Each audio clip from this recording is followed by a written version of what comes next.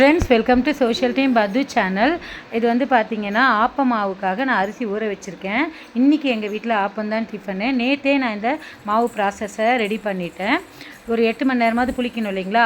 ஒரு பங்கு ரேஷன் அரிசி, அதாவது புழுங்கல் அரிசி ஒரு பங்கு, பச்சரிசி ரெண்டுமே ரேஷன் அரிசி தான். இதை நல்லா கழுவிட்டு இது கூட கல்லுப்பு போட்டு ஊற வைங்க. 2 பங்கு வந்துருச்சு இல்லைங்களா. அதுக்கு 1/4 டம்ளர் உளுந்தம்பருப்பு, 1/4 டீஸ்பூனு வெந்தயம் இதை போட்டு நல்லா ஊற வச்சுருங்க ஃப்ரெண்ட்ஸ். அவருக்கு 5 மணி நேரமாவது ஊறணும். எப்போதும் போல் 2த்தையும் சேர்த்து அரைச்சிக்கோங்க. தனித்தனியாக அரைச்சாலும் பரவாயில்ல. 8 மணி நேரம் உப்பு போட்டு புளிக்க வச்சுருங்க. தண்ணியாக இந்த மாதிரி மாவை கரைச்சிட்டு ஆப்பச்சட்டியில் போட்டு இந்த மாதிரி கையாலேயே இப்படி ஸ்ப்ரெட் பண்ணி விட்டுக்கோங்க. இந்த ஆப்ப மாவுக்கு வந்து 2 டிப்ஸ் இருக்குது.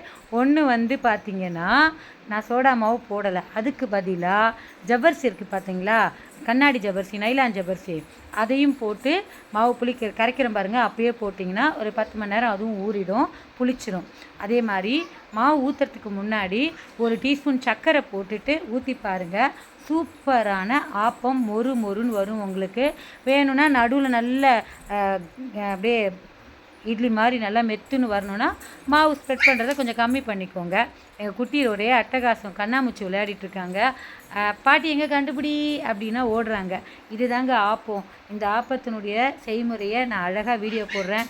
இதுக்கு நம்ம வந்து சட்னி, பால், தக்காளி தொக்கு, தக்காளி சட்னி, கார சட்னி, கடலை எதை வேணாலும் தொட்டுக்கலாங்க.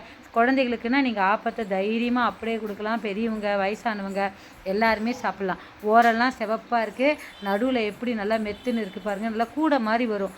ஆப்பக்கூடைன்னே சொல்லுவாங்க பார்த்தீங்களா. பின்னாடி கொஞ்சம் கூட தீயலை. இந்த மாதிரி நீங்கள் ரேஷன் அரிசியில் செஞ்சு பாருங்கள், உங்களுக்கும் ஆப்பம் பிடிக்கும். Bye friends.